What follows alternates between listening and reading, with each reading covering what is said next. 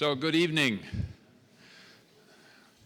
This is a good day, and particularly a good moment to celebrate the principles of open society, where we are gathered here at the Open Society Archive, and we'll discuss some of the most cutting-edge, exciting issues having to do with open society today. I want to start by congratulating the Open Society Archive and my friend and colleague Istvan Rev, the director, and the Center for Media and Communication Studies for having the foresight to plan this event and even to reschedule it so our distinguished speaker could escape from New York, where the last time he was, I think, in about 3 feet of snow. So we were unable to have that event at that time. I'm very pleased to welcome David McCraw, our distinguished speaker, whom I will introduce in just a moment. But let me start by just saying a few words about the sort of backdrop of this event. I think we all certainly know we live in the age of the internet, but we also live in the age of the internet revolution. And what we have seen, I think, here at CEU, as recently as September of last year, was an earlier celebration of some of the aspects and concerns, I wouldn't say just celebration, but exploration about what happens on the internet. What is freedom of expression on the internet? How does it work? What is its implication for democracy? What is its implication, above all, for freedom of speech, and how are the censors at work? And I think that conference, which was attended by scholars and activists from all over the world, really reflected some of the cutting-edge issues which, over the following 4 months, were played out in great detail and in dramatic form across the world. Certainly the internet-driven revolutions in the Middle East that are underway at this time, and then the media and publishing revolution that was brought about by the WikiLeaks disclosures and publications, which we'll be exploring here tonight.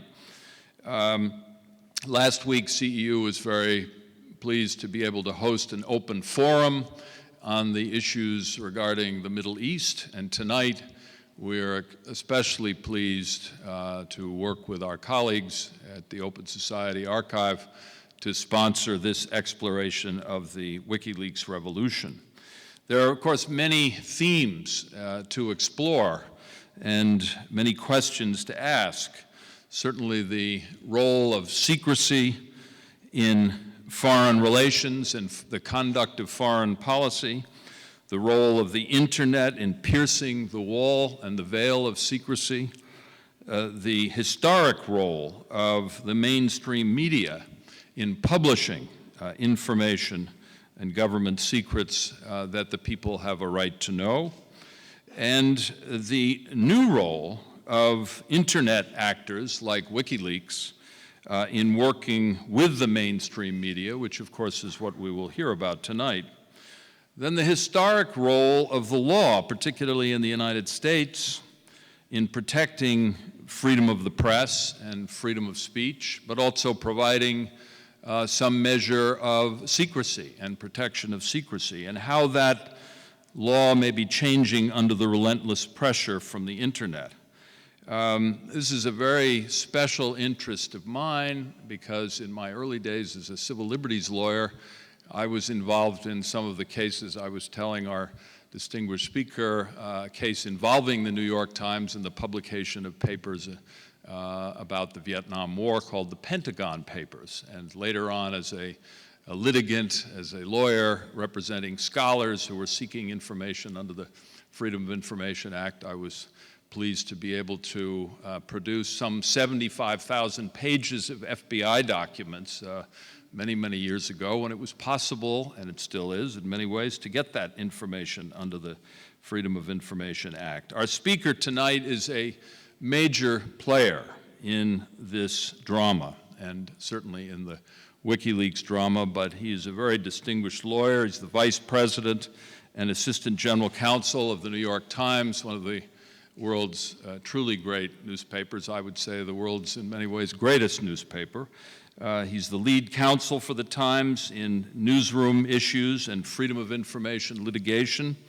He has been successful in many lawsuits in obtaining thousands of government documents, including documents relating to the 9/11 efforts to rescue people from the World Trade Center, documents relating to the secret campaign by the Defense Department to influence public opinion during the Iraq War. He's been a consultant to drafters of freedom of information laws in a number of countries, and he has led workshops on press freedom in the Middle East, in Central and Eastern Europe, and in South America. So it's a great privilege for us here at CEU to welcome David McCraw to our university and to this exploration of open society. Thank you, David.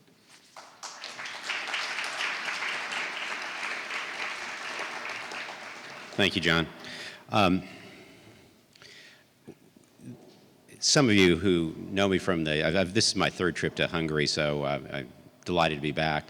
Some of you who know me from my previous presentations know that one of my claims to fame is that I was the first non-Hungarian American lawyer to become a New York Times lawyer. Before I came, the two lawyers were Hungarian Americans, Adam Liptak, whose parents were Hungarian, and George Freeman, whose parents lived in Hungary. When I applied for the job, I thought I was advancing the employment opportunities of Scottish Americans, and thought that was an important move forward. I think at the Times they thought it was a lowering of their standards to not go with another Hungarian. But I assured them that I was very pessimistic about the future, and I feared that my freedom would be taken away at any moment. So even though I wasn't a Hungarian, I thought like one. What I'm going to do tonight is talk sort of in a narrative about my role and how the WikiLeaks story unfolded at the New York Times, and then talk about what I think of as for the lessons or for the concerns that come out of it. And then I'd like to have someone from the archives speak briefly about some of the things that are going on here, and then take questions, because I'm sure that there will be lots of questions, and I'm glad to answer those. I should say that obviously, because this is still a matter that technically has some legal components, I may give answers that are less than full, so I don't invade attorney-client privilege, and because I usually try to avoid hard questions. But I also should explain before I begin that the role that someone in my position plays, I'm an in-house lawyer for the New York Times, and one of the things that I think of is an important part of press freedom is that journalists should have lawyers out of their hair as much as possible. That a sign of a country that has great press freedom is that you as a journalist don't have to worry that often about what your lawyer's thinking. So many of the decisions that get made were properly made by journalists because they were really about fairness, about our role in society and so forth, and not necessarily about legal issues, although it took us a while to figure out where that line was drawn. It's often said that by many journalists in the United States that the legal department is where stories go to die, that you send your story there and lawyers tell you can't publish them. The New York Times has always prided itself, the New York Times legal department has always prided itself on being the place where stories come to live. So we're always trying to find a way to get stories in the paper, not keep stories out of the paper. So this WikiLeaks story for me, at least as it relates to personally and at the New York Times, begins on June 23rd. As I was leaving the oral surgeon, I was standing in the reception area. I was in the middle of having a tooth implant, and my mouth was filled with gauze and I was bleeding when my phone rang. I picked it up, and it was the secretary to Bill Keller, the editor of the New York Times. who said that I probably wanted to come to a meeting. I explained to her that my mouth was filled with gauze and that I was bleeding, and I was at the oral surgeon. She thought I still should come to the meeting. So I went to the meeting, and as I was passing through the newsroom, I decided that if I was going to have to show up for whatever this meeting was about, no one had told me, that it's probably not a good idea to come with a big wad of bloody gauze. So in violation of health standards in the workplace, I threw the gauze out and went in, where I can safely say what I heard made me continue bleeding for the rest of the day. If I ended up back at the oral surgeon to try again, it was that kind of stress. Basically, I came to a meeting a few minutes late, but was in progress with 5 or 6 journalists and some other journalists on the telephone in Washington. And it became clear that we had heard from The Guardian in London that they wanted to share with us a set of cables, a set of documents from Afghanistan. They were situation reports and intelligence reports that the Department of Defense had gathered and which had been leaked to WikiLeaks and was being passed at some point to The Guardian. And The Guardian was looking to have us join in this effort, as well as Der Spiegel in Germany. And at some point in that conversation, all eyes turned to me and say, "What do you think?" Now, what I'm thinking is I'm bleeding and that I should have not thrown that gauze away. I mean, I look like a fighter with bloody teeth, and I really think that this is a very troubling idea, except that I really haven't done much looking into it. Everything I know, I've now known in the 5 minutes I've had to hear about it. But I can tell you from working with journalists, you know when there's only one right answer. When they ask you that question, they're not looking for you to say, no, this is a terrible idea, let's go back and cover traffic accidents in Queens. They're looking for you to in fact say that it seems like an idea we can work with. And that's really what I said and what I thought was that that we should get these documents. I remember having a thought that would come back to haunt me, because it had been well known that Bradley Manning apparently had leaked, it was reported initially 150,000 diplomatic cables. We later came to understand it to be more like 250,000 diplomatic cables. And I remember sitting in the room thinking, documents from the Defense Department about the war in Afghanistan. Thank God it's not those diplomatic cables, because that would really be a problem. So off we went. The newsroom dispatched a reporter named Eric Schmidt, a very first-rate Defense Department reporter, to London to meet at The Guardian and see what these documents were about. There were 77,000 incident reports and another 15,000 intelligence reports, so 92,000 documents. Meanwhile, we set up a tech team of reporters whose job it was to begin figuring out how to make these documents searchable, because the whole idea here was to pull out stories, not to do volume publishing, but to put these into context, to understand what they're about, to try to identify wider trends. Meanwhile, I was off to begin trying to understand the legal climate and the legal perspective here. And the thing that I want to stress is that at this point, it was really unclear what the government would do, how it would react, what sort of legal threat there may or may not be. And I'll get to in a second to sort of the big picture here, violation of Espionage Act, the law in the United States which governs the publication of secret documents. But there were a lot of other things that were crossing my mind, and with my associate, Jake Goldstein, we began looking at them.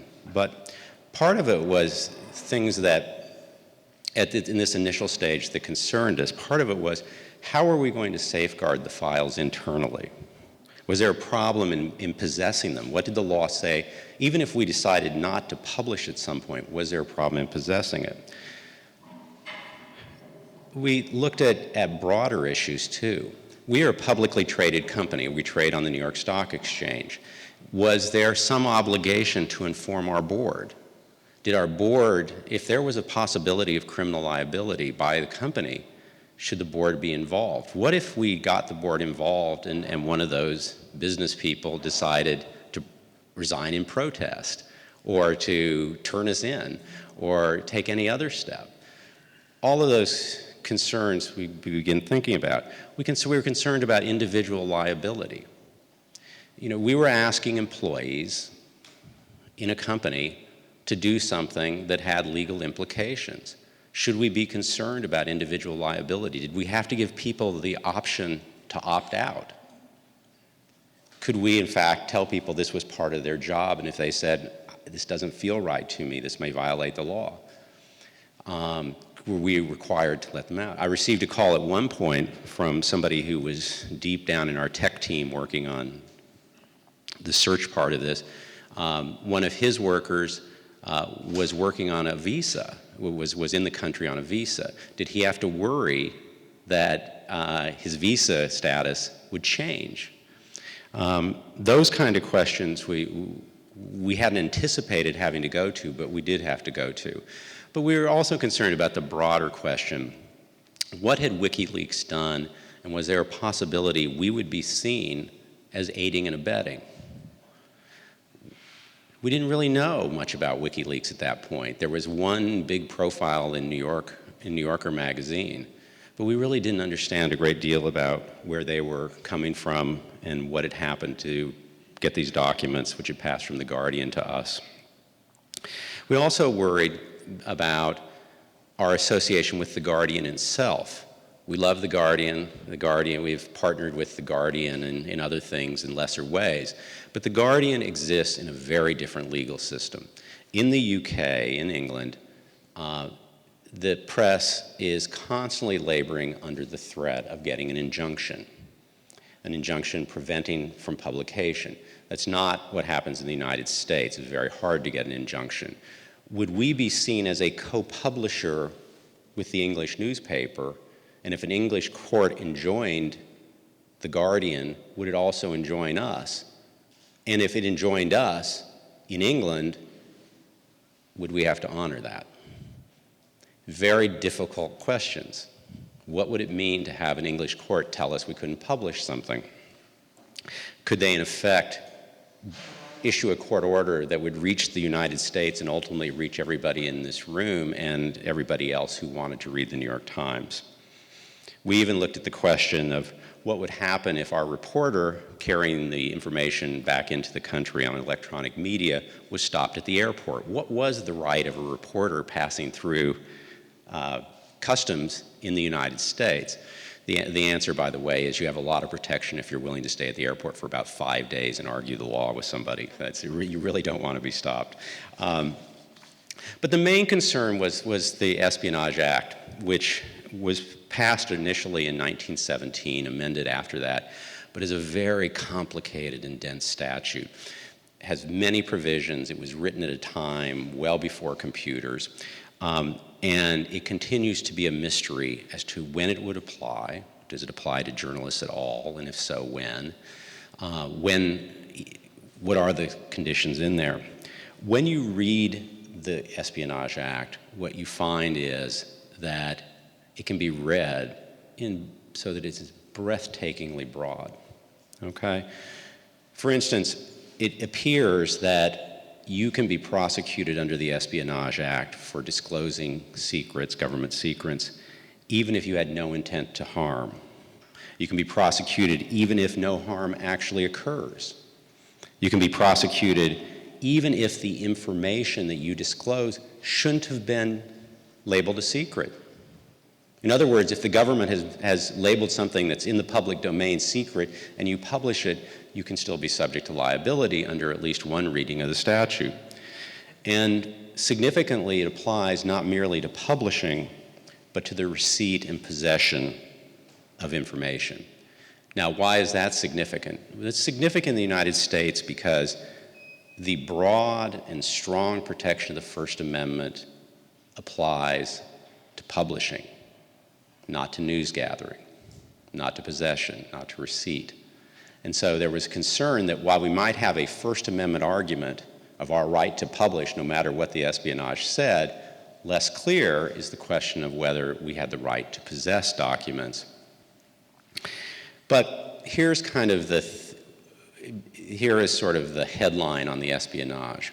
In its entire history in the United States, no reporter, no journalist, no media organization has ever been prosecuted. In the entire time it's been there, no one has ever been prosecuted. That includes, no journalist has ever been prosecuted. Leakers have been prosecuted. There was an attempt to prosecute some lobbyists who got information and then were leaking it, but no reporters, no journalists have been prosecuted. The other important thing to keep in mind about the way the statute work grows out of the Pentagon Papers, which John was just talking about. The Pentagon Papers were a secret U.S. government study of the Vietnam War, leaked to the New York Times, which began publishing them, and the government responded by going to court and getting an injunction, seeking an injunction, getting an injunction first and seeking to make that injunction permanent so the New York Times would not continue publishing. And in a famous decision by the Supreme Court held now almost 40 years ago that injunctions were almost always going to be illegal in the United States. That unless the government could show clear and present danger, we had the right to publish. Now, what many people forget about that decision, which was a great decision for press freedom, is what the justices actually said, which is, government, if you want to prosecute the New York Times for publishing that, there's probably grounds for doing that, but you can't stop them from doing it. In other words, newspapers who publish secrets risk being criminally prosecuted, but the government can't prevent them from publishing it.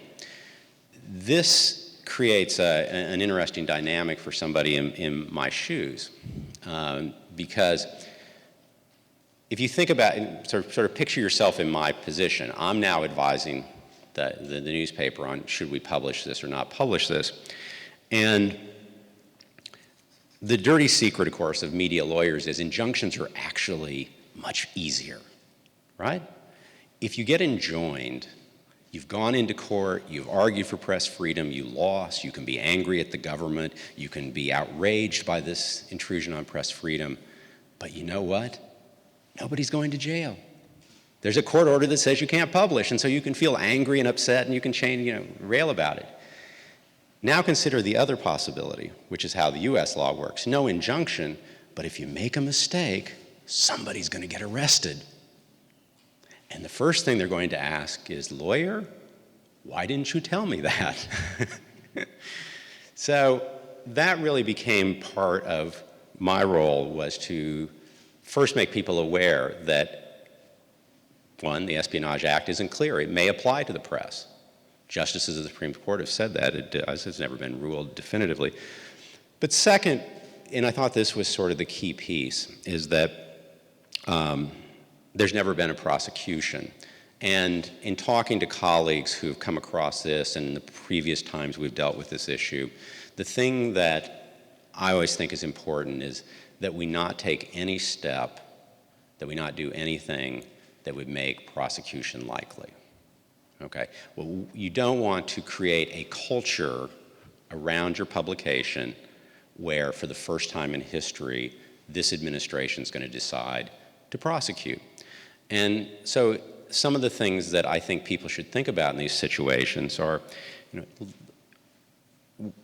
are the stories we're doing in the public interest? Because if they're in the public interest, there's not going to be the political climate to prosecute. Are we careful to make sure that we're not causing harm to individuals? We're going to make sure that we redact out the names of people who may be in danger and aren't necessary to the story. I wanted to make clear, and I've advised people this in any context, make sure you create a source relationship with your source. That is, you're not a partner, whether that person is someone who's speaking to you about local government or is talking to you about something that's happening in the police department or WikiLeaks. they're a source, and that you maintain a reporter's distance from a source. That's good journalism. I also think that it's important as a legal construct. I thought also, and continue to think also, that we made absolutely the right decision at the New York Times in talking to the government before we published. We did not give the government the right to censor us. We did not give the government the right to tell us what to publish or what not to publish. But there was a conversation before each of the 3 releases where we were very straightforward with the government about what we intended to publish, and we heard them out about what it was that concerned them. Now, obviously, the government's position throughout this, for all 3 sets of documents that were released, that we published from, was that we shouldn't do this. This was a bad idea, that this was not right. But in the end, they did engage in a conversation and raise concerns, which we'll talk about a little bit more after this, or in a few minutes. But I thought that that was an important step to show that we were open to that conversation, that we were not being reckless, that we were trying to be careful at the same time, doing our duty to our readers to tell them about very important matters of public concern. So we begin down this process the first time out, and again, in these opening days, we still had no idea how the government was going to respond. And so, at one point, I went down to the 5th floor of the New York Times building, which is a part of the building that the reporters normally aren't on, and there was this amazing scene of our entire staff, pretty much from Afghanistan and Pakistan, our entire reporting staff, and from Baghdad, had come home. And so you walk in and you see all these foreign correspondents sitting there with these 23-year-old geeks working their computers because they were in charge of actually doing the technical redaction. And so the reporters are there looking over their shoulder saying that should be redacted, that can come out, concerned about that.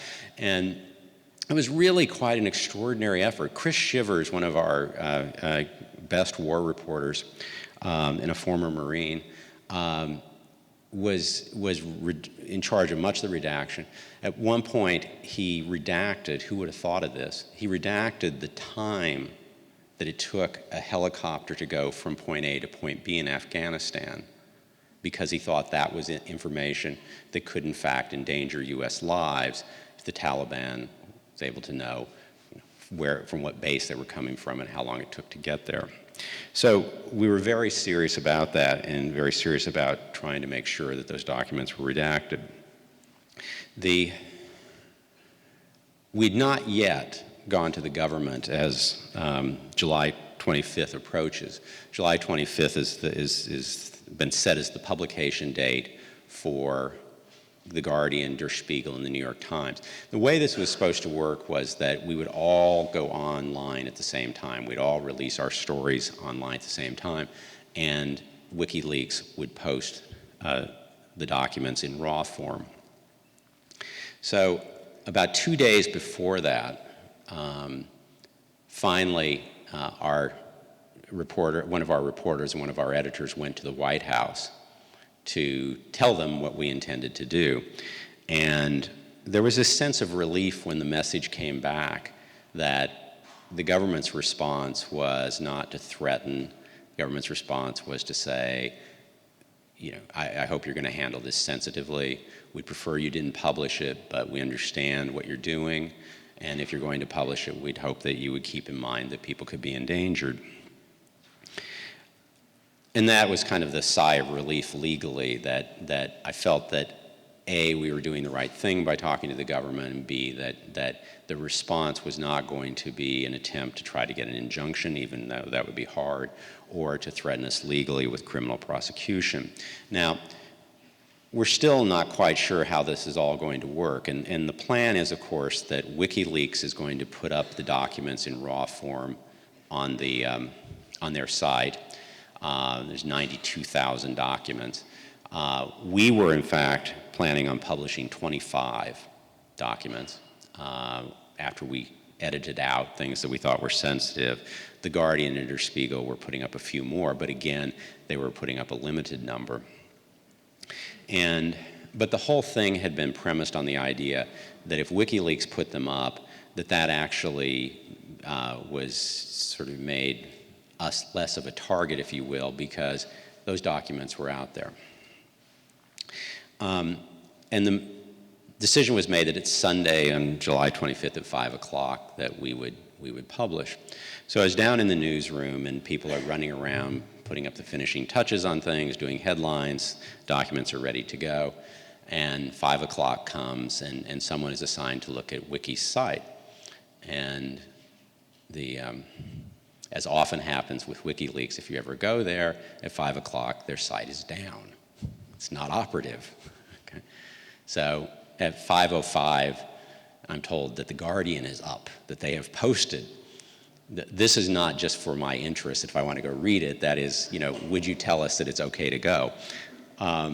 So as often in life, I say to myself, let's wait and see what the Germans do. So it works generally. So about 5:10, someone announces Der Spiegel is up. Okay, and it's obvious now that it's now become my personal problem. And I keep hoping that whatever technical problem they're having at Wiki is solved. In my mind, I'm thinking this is Julian Assange's revenge, that he's actually suckered us into publishing this stuff and he's not actually going to do it. But at 5:15, we decide that we'll go ahead and publish, and up go our stories. We then, about 15 minutes later, there's an announcement that WikiLeaks is going to hold a press conference, which didn't make me feel much better. But ultimately, about, I think an hour later, they actually get the documents up. And I think it's important in telling this story to watch how WikiLeaks changes. And as some of you know, WikiLeaks now is sort of in a bitter feud with us and with The Guardian. But the first time, so there's three sets of documents, right? There's the Afghan documents, which go up on July 25th. There are the Iraq documents that go up on October 22nd. And then on November 29th, there are the diplomatic cables. And the story's based on all of those. In the first release, Wiki did not redact, okay? When you look at the 77,000 documents, the 77,000 incident reports they put up, they did not redact names. The three publications did. And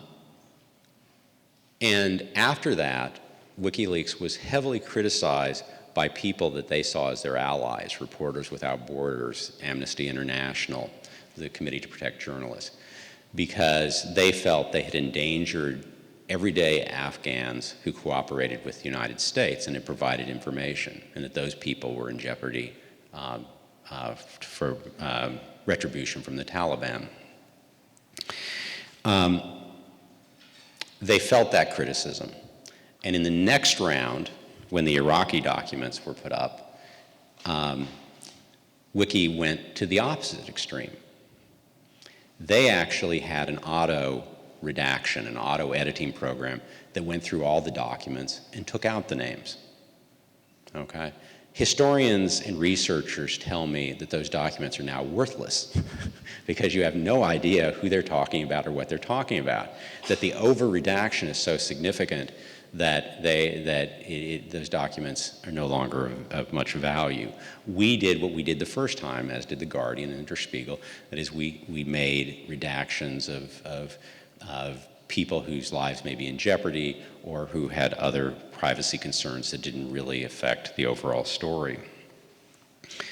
Well, you can imagine on Wiki's side of the world, this is concern. First they get criticized by NGOs and human rights groups for not redacting enough. The second time they get criticized for redacting too much. Meanwhile, the mainstream media, the hated mainstream media, is being treated like heroes for being sensitive and responsible. So Wiki, the last time, decides that it will not redact, but instead only publish articles, only publish the cables that one of the mainstream media participants has put up. So if you look at Wiki today, even though there are 255,000 documents that they have, they've only published about 3,800. And they will only publish, so far, those that first have appeared on the New York Times site, or The Guardian, or El País, Le Monde, Der Spiegel. So in effect, they have adopted the viewpoint of the mainstream media. If you sort of think about them having started as sort of the hallmark, the icon of hacker culture, over time they evolve into something that looks much more like the mainstream media. I should just mention in talking about 2 points. One is our relationship with The Guardian, and one is our relationship with Julian Assange, and then talk about, I guess, some of the bigger issues here. Our relationship with The Guardian has always been close. I know The Guardian's in-house lawyer very well, and we were constantly in contact. They work under a very different system. But the thing that we really parted company on was whether to go to the government. The Guardian believed that was a huge mistake, that to go to the government was simply to invite for them an injunction by the British government against them that would prevent them from publishing. And they, in effect, asked us, and we agreed, to not reveal to the United States government in advance that the Guardian had the documents. We felt that that was an awkward thing for us to do, to go to the government and then pretend that it was only us and Der Spiegel and not the Guardian.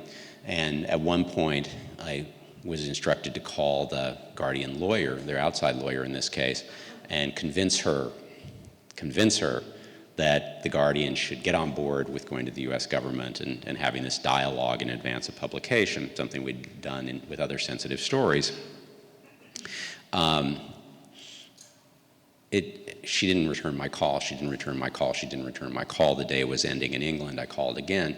It turned out she had been at an all-day hearing for an injunction against the Guardian over a privacy matter.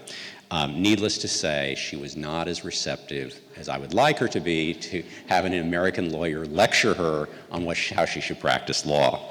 So she was very polite, she was very tired, and she said thanks, but no thanks. So the Guardian chose not to participate in that. We obviously conveyed concerns that we heard from the government to our colleagues in Germany and in England. I think probably one of the interesting sideshows here is Julian Assange and the relationship with the New York Times. Julian has, at various points, decided that the New York Times is public enemy number 1, 2, or 3, depending on how you count it. The Swedish government's usually up there someplace. And he also is threatening to sue The Guardian as recently as last week. His problems with The Guardian have to deal with some statements The Guardian has made about him. His problem with the New York Times is interesting. It began because we refused to link to his website from our website when we published the documents. We did that for a reason. We feared that he wouldn't redact properly. And we were right. Now, our readers are very astute. They know how to find WikiLeaks on the internet. They know how to use Google. But we did not want to appear to embrace that, so we chose not to link to his site. He thought that was disrespectful. He also objected to our coverage of Bradley Manning, the US soldier who is accused of leaking documents. He felt that we should have portrayed Bradley as a whistleblower, an anti-war activist. We gave a much more detailed and nuanced perspective on him. We talked about his discontent with the Army. We talked about his struggle with his own homosexuality. We talked a lot about his life, the problems he had growing up in Oklahoma and Wales. And Julian thought that, again, we were not true to the cause of open expression. The breaking point, to some extent, came when we did a profile of Julian, and we discussed, among other things, his problems in Sweden. And we did not take the position that the Swedish prosecution was government persecution.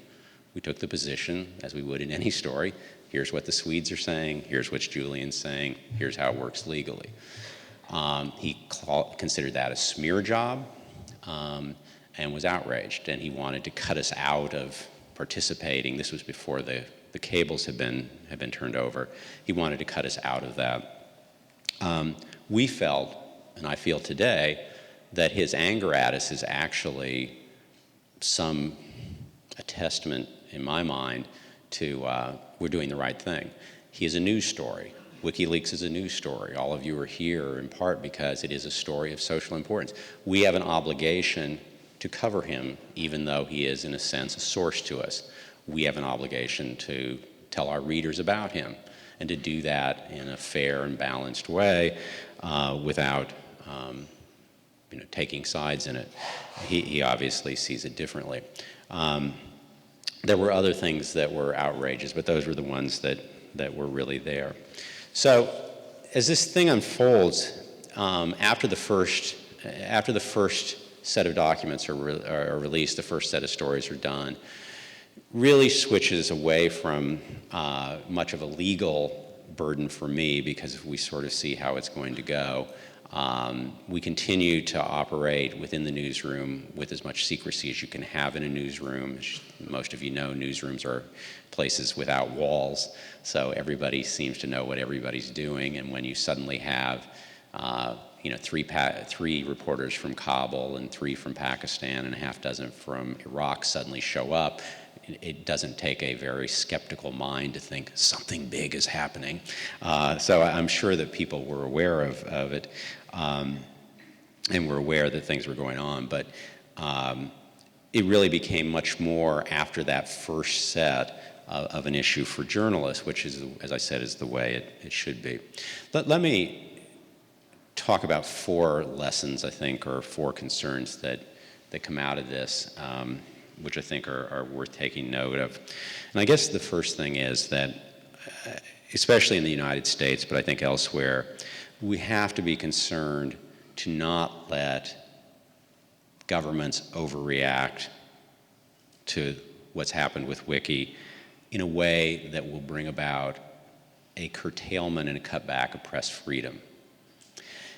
I think that there is a concern that, the lights have gone on in Congress and elsewhere for some people, that somehow this is unacceptable and it's caused by press freedom. And I think we have to be very concerned that we maintain the kind of press freedom we have.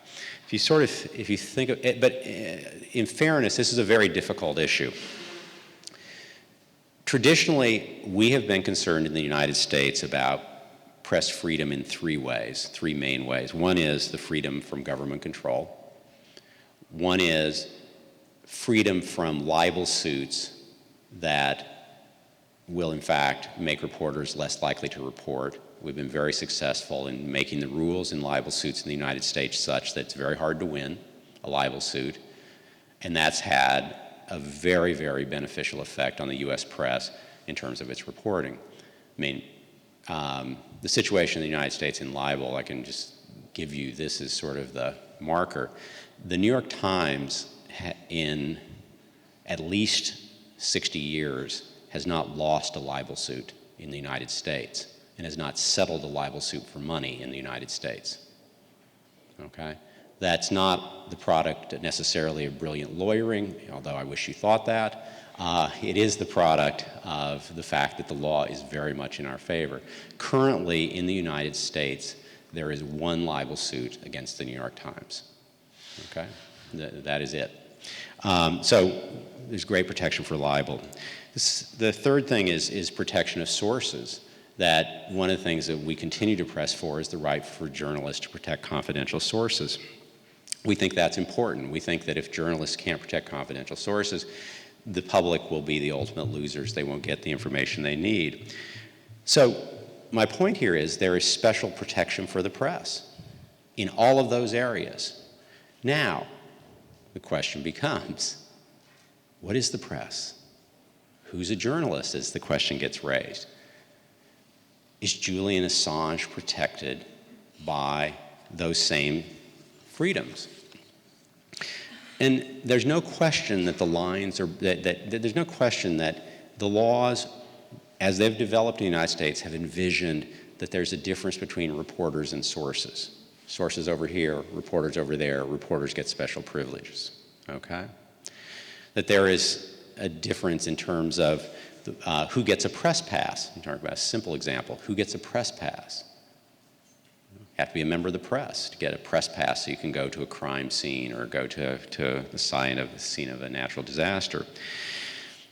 But those lines are starting to break down. You now see blogs that are essentially journalism, right? They're reporting, but have none of the hallmarks of conventional mainstream media. You see citizens journalists being used not only on their own websites, but on CNN and other sites.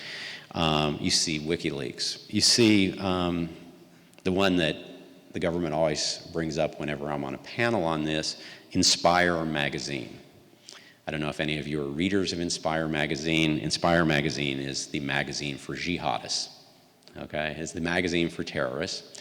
It is an actual publication, and inevitably, when I'm on a panel on this, some prosecutor will say, "Do the terrorists get to assert the reporter's privilege because they're also working for Inspire magazine?"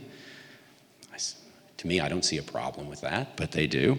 In seriousness, it does raise interesting questions. So you now see this debate.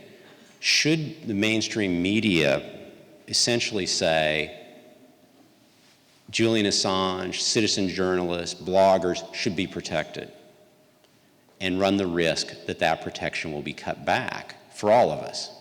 And that's really the risk, that as we sort of extend the protection, I think there will be temptation by courts and by Congress to say that goes too far, and they'll bring the whole thing back. The problem, though, is how do you distinguish between someone like Julian Assange and the New York Times reporters for legal purposes? What is that distinction? What is that difference? And so I made a list of the ones I'd seen in various articles, because people are constantly saying, reporters on this side, Julian Assange over there. Some of the difference, WikiLeaks collaborated with that Julian Assange collaborated with his apparent source, Bradley Manning. I don't know all the facts yet, but a reporter asked me, if I say to one of my sources, let's meet at a bar where no one will see us, call me from home so the phone call doesn't show up on your employer's phone records. What if I give them a disposable cell phone? Is that collaboration, or is that protected reporting? Another reason given, WikiLeaks engages in threats. Julian said that if anything happened to him, he was going to release hundreds of thousands of documents, Bank of America was going to fall, so forth. Some reporter asked me, when I tell someone if they don't talk to me, the story's going to look very bad for them. Have I crossed the line? Have I threatened? Okay. Is there a difference between saying, I'm going to run this story, and if you don't talk to me, you're not going to look very good? Is that somehow different from when Julian Assange says, I'm going to publish these materials if I don't get my way? Somebody else said the difference is WikiLeaks has a point of view. They have a cause. They believe they're anti-secrecy, open government.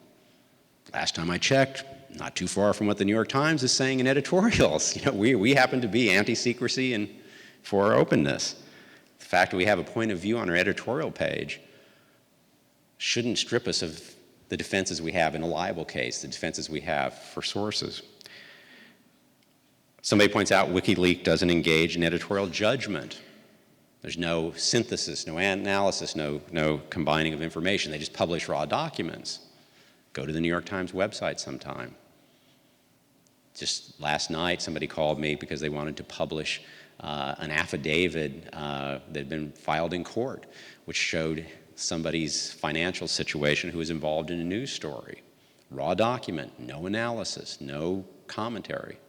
We're all in that business now. So none of those are particularly satisfying, and I think one of the challenges is going to be how we make sure that that the protections journalists now have are not eroded by concerns about non-conventional, if you will, media organizations.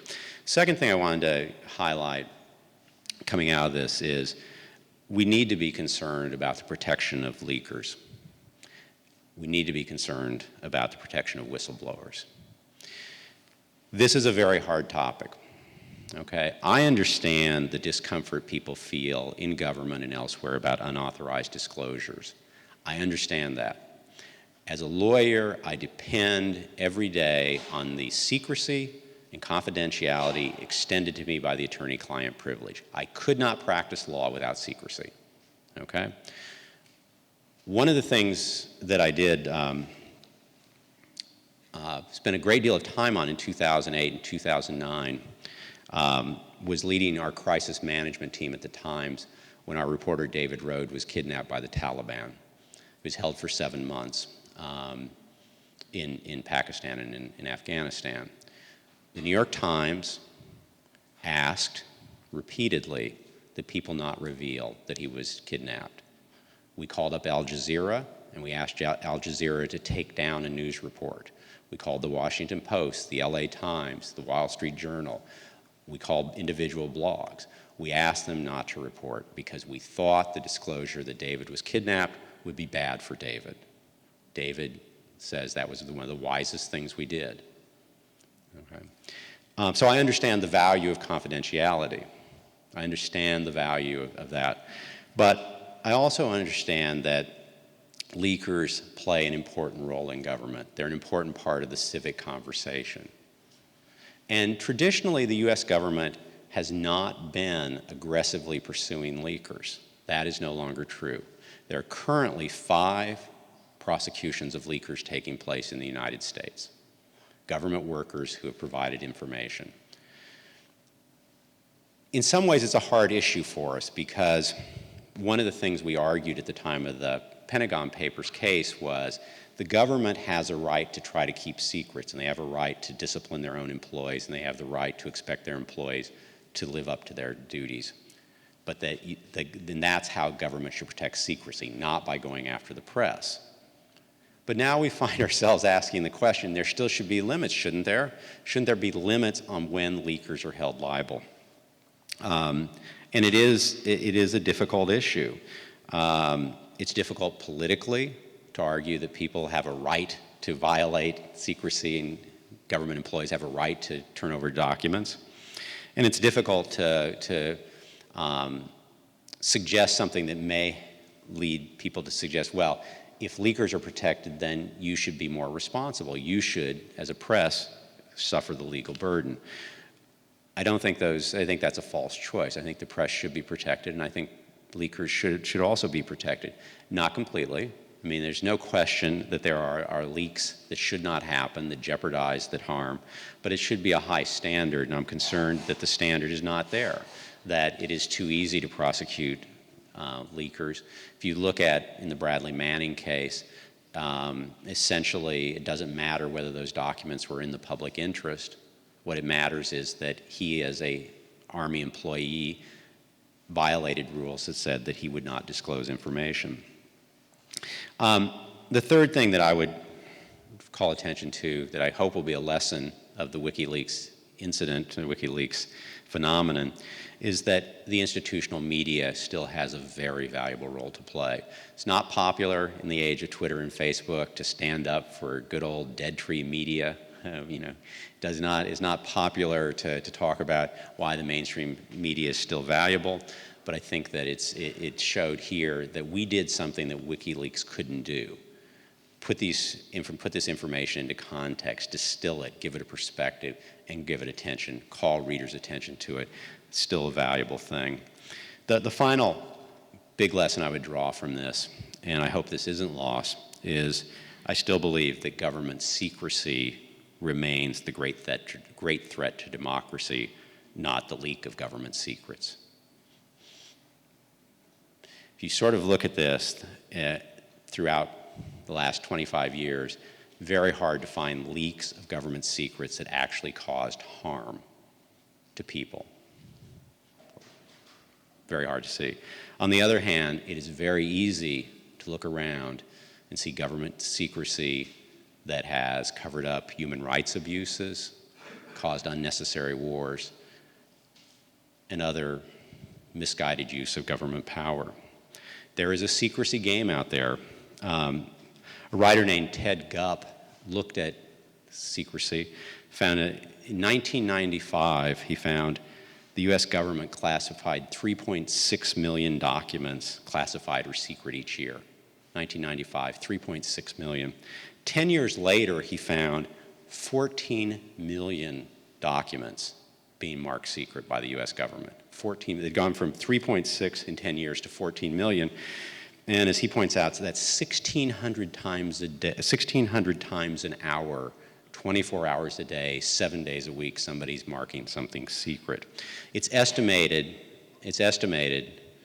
that 3 million people had security clearances to get at the same documents that Bradley Manning got to. So when we talk about secret, there is secret and then there's stuff that's just marked secret.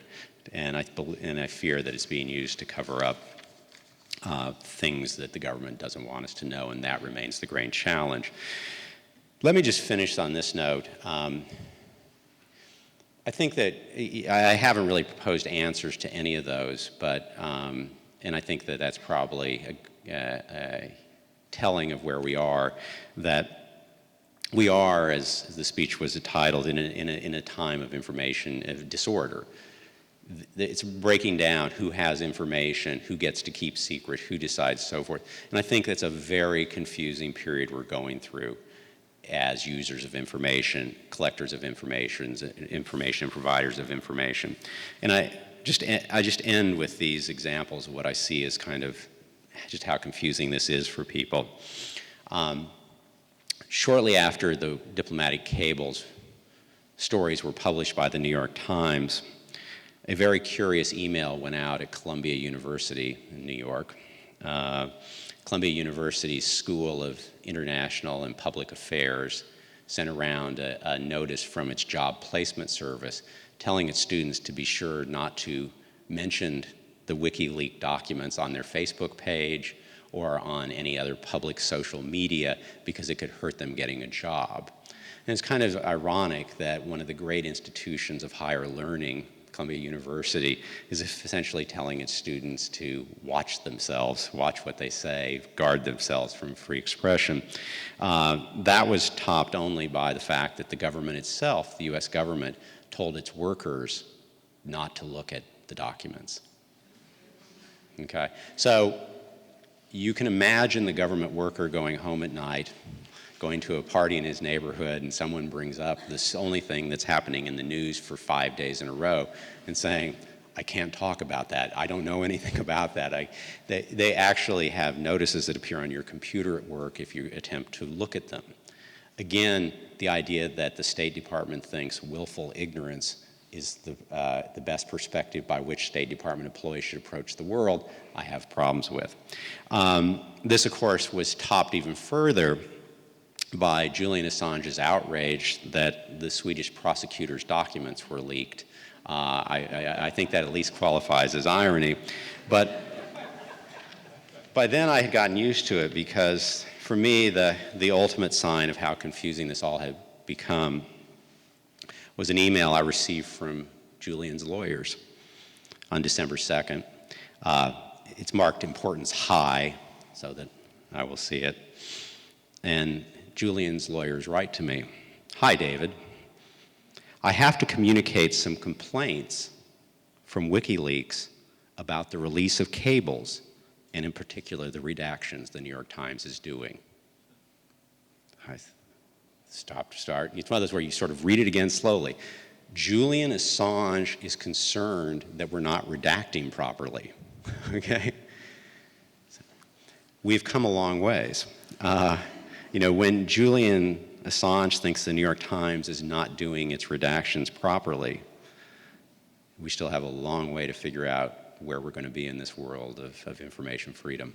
So thank you very much. Chubba from the archives wants to say a few words. I believe it's Chubba, right? And then I'm happy to take whatever questions you have. Thank you very much.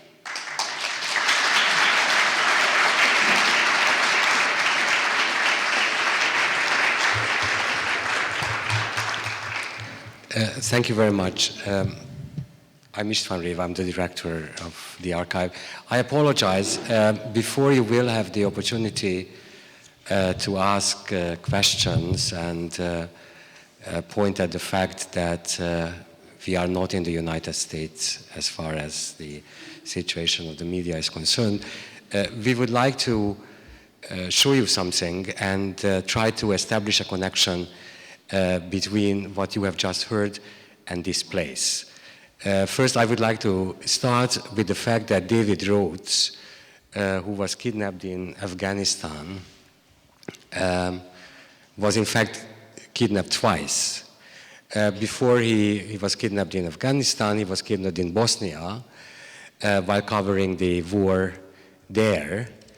And after he was freed, he decided to leave all the documents related to his activities in Bosnia to us. So we have his diary and all sorts of artifacts and documents from him here in the cellar. And we have an agreement with him that whenever somebody wants to use the documents that he had deposited here, we should send an email to him asking for his permission.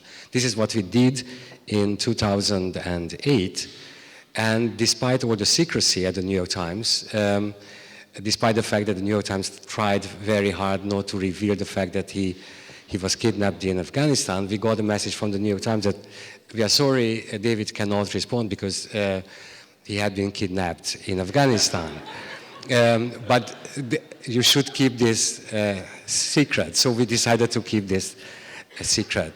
The second connection between the New York Times story and this place is that Julian Assange was here in this building about 2 years ago with his deputy, who is now the founder of OpenLeaks, and he talked to one of my colleagues who happens to stand there. He came here in order to ask for support and cooperation, but at the end we decided, because of the uncertainties surrounded the way how they redact names of non-public figures, third parties, we decided that it would be against our principles to support those activities, so we decided not to do that. But the real reason why I'm standing here, and my colleague will show you something, is the following, that when WikiLeaks decided to publish the 253,000 diplomatic cables, we realized that although we cannot compete with WikiLeaks, we still have something similar, only 178,000 diplomatic cables, but the same types of diplomatic cables, State Department confidential central files, not from the past few years, that's true, from the period between 1917 and 1958, but something which is unavailable on the internet. A huge collection of diplomatic post reports, mostly from East and Central Europe. And since we developed a platform, the so-called parallel archive, where anybody can upload documents, we decided, following the example, among others, the New York Times, to upload those diplomatic cables. And Csaba, who is the chief archivist of the archive, is in charge of that project, and he will show you a few things. Thank you, István. So as István said, we just 2 weeks after WikiLeaks went online with the diplomatic cables, we decided to dig out this collection of microfilms from our collections, our library collections, and we digitized them by the help of an outside contractor in a couple of days. And basically, what we wanted to do, not to publish them ourselves, but to launch a call for volunteers to students, to academic researchers, to journalists, to everybody who was interested in the great topics of the first years of the Cold War. And so as a result of this decision, we had 10,000 documents dating from 1955 till 1959. We decided to take this period, which was rather interesting because of a number of historic reasons, the Second Berlin crisis, the Cuban Missile Crisis, and so on. And we released a call, and we set up an automatic system by which people could sign up or ask for documents which they received in an email, and then in their turn they could upload them to PA, to the parallel archive, which I will show you in a moment. Now, these records are, as was said before, are part of the confidential State Department central files and classified and cataloged according to the US government decimal system. So each and every country has its numeric code. Therefore, it's fairly easy to find by the help of this US governmental finding aid which document pertains to which country. The documents that we are publishing relate to the foreign relations of the Soviet Union and the US, and the Soviet Union with other socialist and Western countries, and they contain telegrams, airgrams, situation reports, inquiries, memoranda, translations of documents, official and unofficial correspondence sent to the State Department, and also instructions sent by the State Department to diplomatic posts across the globe. Now, we were in a much favorable situation than WikiLeaks or the New York Times, because these documents are 50 years old, and at the end of the 80s, they were declassified by the relevant US authorities, and therefore we didn't have to bother with redaction or other things. These documents carry various levels of classification, or carried at the time. Interestingly enough, the top secret documents were removed from this collection, so what we have here go as high as the secret level, and then thereunder we have confidential reports as well as unclassified but still restricted reports which bear the label of for official use only. Now, we have developed in the past years an online tool to publish and manage digital archival sources, which is called a parallel archive. And this is a collaborative online platform where researchers or users can store, manage, and do research on their primary archival sources. And we wanted to publish these documents in the parallel archive because this is a way to describe meaningfully each and every document by attaching to them a set of metadata, as you can see on the screen, including the creator, the title of the document, the author, the date of creation, the time period covered. One can add keywords and tags to each and every document by which the documents become meaningfully searchable. And also they can comment on these documents and start discussion forums on particular documents, or broader research topics. Let me just mention a few more highlights of this system. Each and every document is assigned a unique URL which will stay permanent as long as the parallel archive is maintained. So by using this unique URL, it is really easy to quote or use these documents as a citation, because you don't have to cut and paste text from the document, you just give the full URL as a reference. Now, the bonus feature of the system is the built-in OCR, which means that depending on the quality of the original document, you will get a full text version of the image.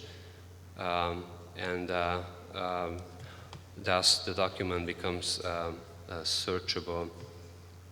Now, one other thing that will help researchers use these documents is the annotation functions. And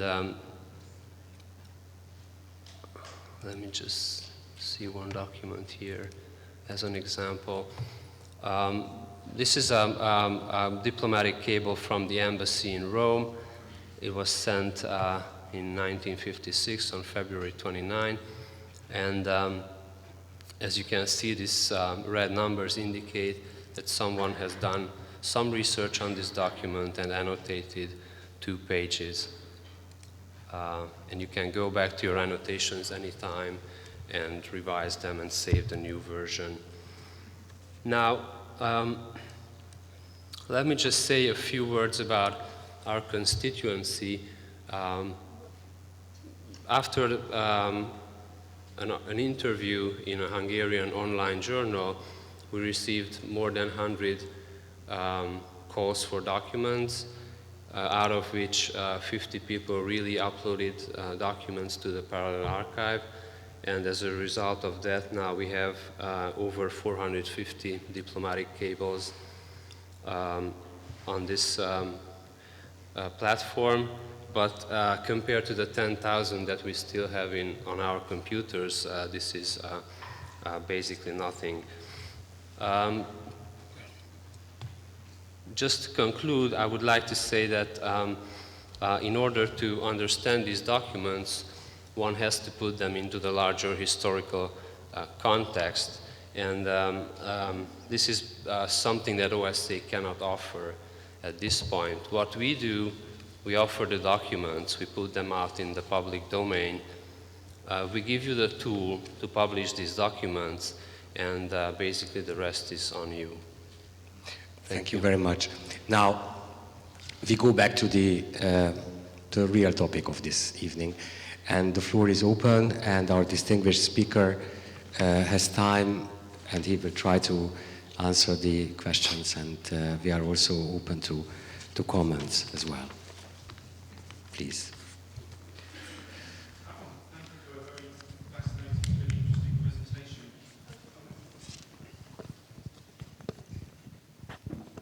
Thank you very much for a fascinating and really gripping presentation.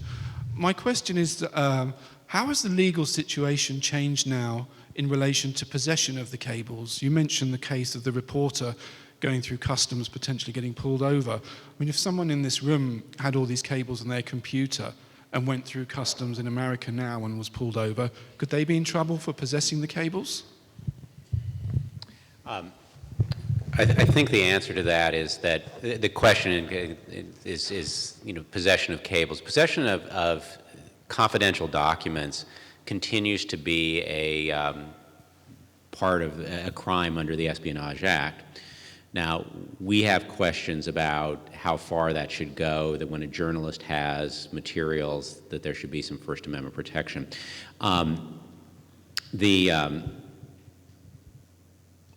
The 2 points on this. One is, that as far as the airport, I mean, just for what it's worth, the U.S. government post-September 11th has broadened the rules for everybody. The search of computers is now allowed. And what the rules say is that if you believe you have a legal defense that prevents the government from going through your computer, you have the right to have a supervisor become involved at the airport. You have a right to then kick it up the ladder to higher authorities. Whether you are an attorney and you say, that's attorney-client privilege, you can't go on my computer, or whether you're a reporter and say, those are confidential documents. As I said, when I read the regulations, it sounds like, unless it's really secret, you probably just want to let them look and get home. But the law is very broad in that. The second thing about possession is that, I would say, is that there's never been a request from the U.S. government to return the materials that the New York Times has. Now, one important point here is the New York Times has only posted, last time I checked, about 200 of the documents. It's about 120 cables and about 75 or 80 documents from the first two releases, the Iraqi documents and the Afghan documents. So when you talk about our disclosure of the actual cables, you're talking about a very small number.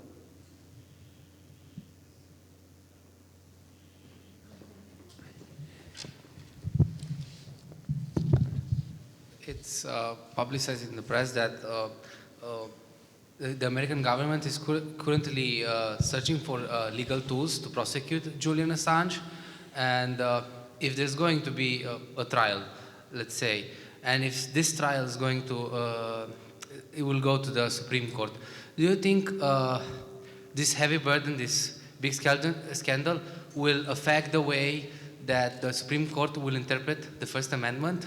Do you think that they are going to be more restrictive? It's a very interesting question, and let me kind of take it in part. The U.S. government has announced it's looking at the possibility of prosecution. Most of my area is not criminal law, most of the prosecutors that are former prosecutors I know, including those from the Bush administration, believe that's a very, very difficult case for a variety of reasons. In part has to do with what I talked about with the Espionage Act being so confusing. Part of it has to do with the fact he's not an American citizen. Part of it has to do with the fact that what exactly he did remains a bit of a mystery, and then you throw in the First Amendment implications. The question, though, about where the Supreme Court goes is very hard to call. As you know, the current U.S. Supreme Court has a fairly conservative majority, but has shown itself to be libertarian in many instances involving the First Amendment. The court, with a slightly different lineup, but with the conservatives supporting it, supported the right to burn flags, for instance. They gave, in recent cases, they have held in favor of the press, not necessarily the press, but in favor of free expression in 3 or 4 recent cases, all of them important. So it's very hard to predict where they are going on the First Amendment, but there's no reason to think that this particular court, despite its conservative bent, is hostile to the First Amendment. As far as I know, in the Pentagon Papers report that was leaked, which was a report where US diplomats discussed WikiLeaks and what kind of a threat it could mean. WikiLeaks was talked about as a journalistic outlet. The leaked documents that were leaked up to 2008 were talked about as if they were articles and news reports. And now you're saying that WikiLeaks is not really seen as a journalistic outlet, and I'd like to ask what changed that. Yeah, let me clarify that. I raised the question of whether it should be viewed as a journalistic outlet or not. The history of WikiLeaks, though, is that in its early days, if you look at the way it described itself, it did not portray itself as journalists. You know, that over time, over the last 6 months, they have changed their website. So they now refer to Julian as editor-in-chief. They talk about being a news organization or a press organization. I don't know this for a fact, but I know Julian's lawyers very well. They used to be our lawyers in England. There's no causal connection there. It's just that they used to be our lawyers, and I'm sure that their advice to him was to, for obvious reasons, to make it sound more like they're doing journalism. Whether they were or were not remains a question. My point here would be that if there is a way to distinguish Julian Assange from a reporter from the New York Times, someone's going to have a very difficult time making that argument. You may get into how he got the documents, that there may be some line that was crossed there. I actually feel that rather than arguing about who's a journalist and who's not, that it's probably wiser today to talk about what is journalism and what is not, because I think that, in honesty, there's a lot of websites which sometimes are doing journalism and sometimes aren't. And when they're doing journalism, I think it's a good public policy to defend what they do in the same way we defend the mainstream media. When they're engaged in other activity that isn't journalism, I don't think it's right for them to share in the protection. So, thanks for the great talk, and I would like to stress the point and ask a question about legal protection for leakers. As you wonderfully put it, leakers are part of a civic conversation, and if they are threatened with punishment and prosecuted for leaking, even if it's in public interest and might get to prison, that can dry up sources for the press as well. And if that happens in one of the great democracies like the US, then in countries like Hungary, it makes it a lot harder to argue for press freedom, because those who want to restrict press freedom just can finger point and say, look, that's democratic too.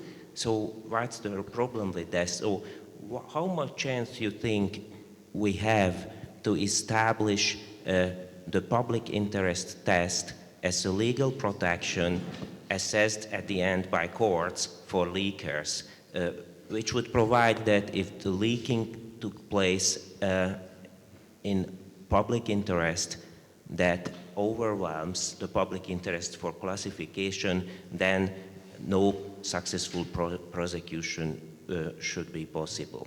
Yeah, I mean, I certainly agree with the idea that people who are charged with leaking should have as a defense that the disclosure was in the public interest. I mean, there are obviously leaks that are done for the wrong reason that do not advance the public interest.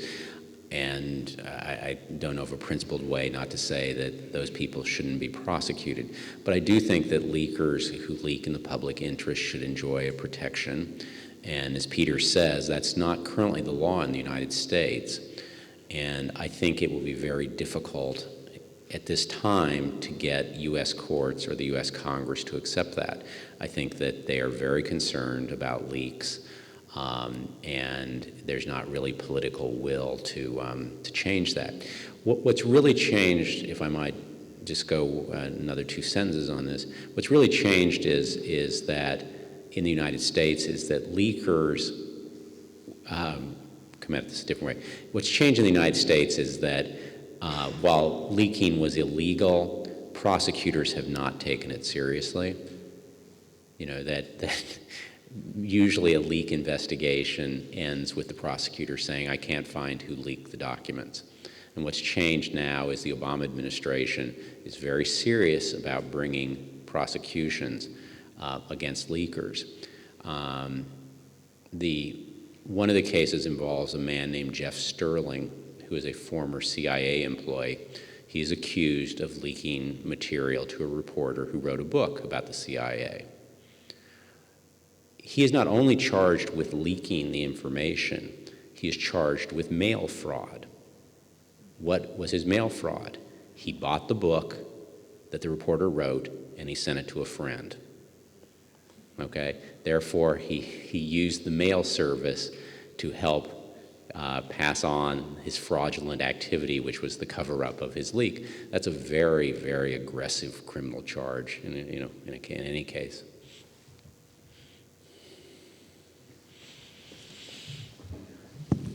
Hi, thanks for the talk. I have a series of questions, but it all comes down to one question. I don't know if there is a competition for sources. I guess there is. And I don't know how whether you are able to judge that, but it seems that traditional media outlets are losing sources to WikiLeaks. Why do you think Bradley Manning or any other source that could leak those documents went to WikiLeaks instead of New York Times or Guardian in the first hand? And my second question would be, do you think New York Times should offer a service like WikiLeaks offers that lowers the barrier of entry for leakers to share secrets? Good questions. I think that I don't know what Bradley Manning, I don't even know if Bradley Manning, it's never been proven that Bradley Manning was WikiLeaks' source, although that seems to be the case. I think that the appeal of WikiLeaks is that people believe that their confidentiality is more likely to be protected. WikiLeaks grew up in the hacker culture, which was essentially a criminal culture. I mean, I don't think I exaggerate. Julian Assange went to jail for hacking, or was at least he was prosecuted for hacking in Australia, I should say. And I think that they use technology that makes it less likely that electronic fingerprints will be found. They use encryption. They use what's known as Tor, the onion route, which is a way that you can send things on the internet and it's very hard to trace them back. So I think that some leakers think that a site like WikiLeaks is less likely to either be forced to reveal a source or inadvertently will reveal a source. And they're offshore, which also plays a role in it. They're hard, they're in Iceland, they're in Sweden, they're wherever they are. The second question is, should the New York Times have something similar? And I share no secrets here. Our editor has said we're working on that. The so-called, what we think of as an electronic Dropbox, where people could send leaked documents and feel comfortable, relatively comfortable, that electronically it would be impossible to trace who they are. The problem we have, and this is really the difference between the New York Times and WikiLeaks, is our reporters believe that's not very useful if we do not know who the source is. That knowing who the source is helps us find out whether the documents are authentic, helps us find other information that we need to put it into context. So I know U.S. newspapers are going to be setting up their own WikiLeaks-like depository. I'm not sure, I'm fairly certain that they will not be doing what WikiLeaks does, and that is simply publish things that come in. The final point I'd make there is some of you may know that some of the dissidents from WikiLeaks are now opening OpenLeaks. If you've seen OpenLeaks, OpenLeaks says that it will not be in the business of publishing. It is in the business of accepting leaked documents and distributing them to mainstream media. That's what they're going to do. Hi. Thanks for the talk, too. What do you think the whole conundrum, what kind of effect it can have on the preparations, on the long preparations of the SHIELD law in Congress regarding the source protection issue? Yes. Thank you. Yeah, as a good question. If you followed U.S. media law, in 2005, Judy Miller, the New York Times reporter, went to jail when she refused to reveal her source. Following that, there was a movement to pass a federal law which would protect reporters There currently is no federal law that allows a reporter to protect his or her sources. There are court decisions that have said that, but there's no federal statute. So Congress began in 2005 working on that. It got hung up initially on the question of who's a journalist. There was a great pressure brought by bloggers and owners of websites to be included, not so that the privilege would have, so that not only people who work for the New York Times, but people who work for a website could protect their sources.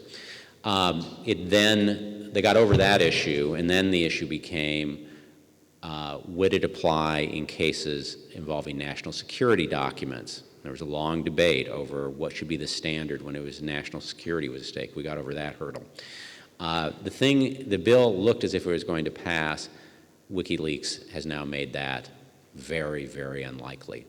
The response in Congress has been that shield law is a bad thing until we figure out how not to shield people who are engaged in what they see as stolen documents and the like. So I'm not optimistic that it'll pass. I think the publicity from WikiLeaks has significantly set back the chances of that bill ever passing.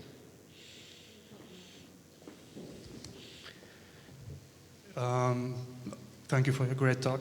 I have good news for you. It might be in the US, it might be not so good legislatively, but in Iceland, the Icelandic Modern Media Initiative, which is a spin-off and not really associated with WikiLeaks anymore, is really exciting and successful. Is this an option also for the New York Times? If you cannot provide the service in the US for different reasons, maybe it will be a perfect place for that Dropbox for you in Iceland. Yeah, I mean, the Iceland thing is an incredible initiative to see a government that essentially is trying to make itself into a free speech zone. So far, and I hadn't thought about it in the way you thought about it as far as an electronic Dropbox. When it was presented, when it was initially presented, the idea was, should American media companies have their servers in Iceland? And most American media companies decided that because they had reporters and needed to have reporters who were physically present in various countries, that it wasn't as helpful as it was for websites, which didn't really have a human presence, if you will, around the globe. And so from our standpoint, there was a lot of interest, and then people decided it really wasn't for us. You know, we continue to, find ourselves getting sued for libel around the world. The United States, the situation is very good, one libel suit, as I mentioned, but over the last 2 years, we've either just concluded or currently litigating libel cases in Indonesia, India, China, Iraq, Greece, Germany, England, France, and as you can imagine, getting sued for libel in Iraq is a very mysterious legal proceeding. But we need to be in Iraq, and so we have to defend there. How can you tell an authentic leaked document from a falsified one? So is there going to be a war of leakings now? Yeah, and that really is the number one concern we have about doing, our own electronic Dropbox is the question of authenticity. How do you know it's real? I mean, that's always been a problem with paper documents. Even in the old days, we have had emails that were given to us where the dates have been altered to make it look like somebody knew something earlier. The only check on that is really doing what reporters always do, is going to the company, hearing their side, checking out what they have to say, and trying to authenticate. But I do think that that's going to be a lingering problem with anonymous drops.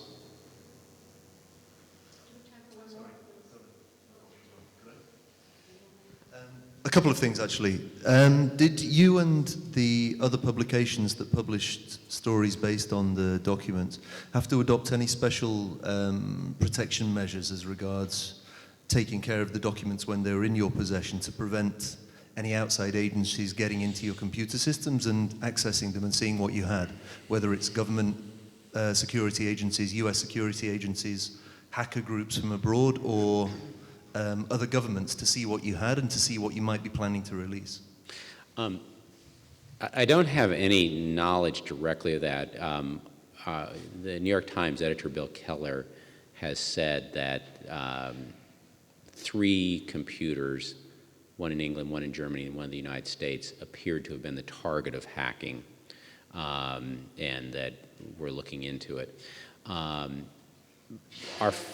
As you can imagine, we have a fairly sophisticated security system simply because of our concern about our own publication, our confidential sources, and so forth. So we didn't do anything special, but it's certainly something that we have thought about. And in light of the threatened release by WikiLeaks of Bank of America documents, we're aware that companies, not just governments, but companies are subject to not only leaks but hacking attacks. Sorry, one other thing. Can you assure us completely that the government didn't in any way guide your decision on what to release and what to publish about? They didn't suggest, okay, this area is okay, but stay away from this, stay away from certain figures, stay away from certain governments, certain leaders, and we won't give you too much trouble? No, I wasn't at the table, but my sense of the people that were at the table is that, if anything, the government felt that we did not play ball enough. I mean, they felt we didn't do enough. Bill Keller has an essay, which is the Boy Who Kicked the Hornet's Nest, which is available online and also in our ebook about WikiLeaks, and he talks about that in there and gives kind of an account. But and he talks about 3 levels of concern. One is that the government had. One is things that would interfere and embarrass, because it would show how we actually talk about the leaders of other countries. That they never used, they never moved on that. The second one was where the government was able to prove to them that there was something sensitive, there's an operation or so forth. And in some cases, he says, they were moved by that. And then the third case was when it might put individual lives at risk. And whenever we believed that to be true, we did redact. Is it possible the government portrayed something as being really sensitive that isn't truly sensitive? Sure, but we really try to check that out. And that's no different than when we cover things in Afghanistan and we're led to believe that coverage of a certain troop movement will in fact jeopardize lives or harm the effort. We take that seriously. We don't take it at face value, but we take it seriously, and we always reserve the right to make our own decision. No, that's the last question. Yeah, I would thank you first for coming to Hungary. And then the first question would be, you as a lawyer, what's like the most common advice that you give to your journalists which deal with a heavy case with a leaker or a whistleblower? And the next one would be a little more less off topic, because as we discuss the war of leaks and sources, I'm sometimes afraid that people will get numb from too much information, as we can see now in the internet. And how do you see yourself as an old school media, if I may say so, deal with this topic? And link with this question, what is your vision of law and media, I don't know, in a decade, perhaps? Thank you. Yes, thank you. And I'm happy to be here. As some of you know, I was supposed to be here in January and was stuck on an airplane that never left the airport in New York, and to my disappointment. And I was glad that we were able to reschedule. It's amazing how much the world changes. When I was coming, Mubarak was the entrenched leader of Egypt, never to be moved, and now look at this. So thank you all for being here. To sort of approach the questions, in terms of advice to reporters, most of the, especially with dealing with sources, overall, I think the most important thing is to be skeptical. Sources have their own agendas. That doesn't mean their information is wrong. But, people who leak, it's not uncommon for them to be troubled employees, people who are being fired, people who are being accused of things, and so forth. And that doesn't mean their information is invalid, but you always need to check, you always need to take a look again. And we really push that. And try as much as possible to document what we're going to report through other sources. As far as the future of, I've been asked this question a lot, and I'm glad I don't have to decide what the future is going to look like, because it's very hard to predict. I think that it's possible. I mean, someone raised in an interview I did with one of a journalist today here, made a very astute point, which is maybe the U.S. government will actually do more about freedom of information. It may, in other words, make it easier to get documents legally. And I hope that's the lesson they take away, that there is a thirst for information, there's a demand for information, and our government should be more open. And why don't they change the Freedom of Information law so it's easier to get materials? I don't think that's the lesson they're taking away. I think they're taking away the opposite lesson, which is to put up the barricades. We need to do more to be more secret. As far as the bigger picture on too much information and so forth, I'm deeply concerned that the amount of information out there will continue to erode the financial basis of mainstream media. As you know, papers like the New York Times, broadcasters like CBS, and so forth, you go down the list, advertising revenues are down, subscriptions are down, and news gathering is expensive, and we need to have revenues to do that. And I fear that the value of content is being eroded online. And I think that would be a very, very bad thing. It's sort of the paradox of libertarian theory. Libertarian theory said, government doesn't need to regulate the marketplace of ideas as long as there's competition. There's incredible competition now. Libertarian theory also said a free press will be a watchdog on the government. You need to have big, powerful media interests to be a check on big, powerful government, okay? Facebook will not be a check on government, okay? It'll do a lot of good things, but it will not be a check on government. So I'm concerned about that the content will be, will not be valued properly. I don't know what the answer is to that.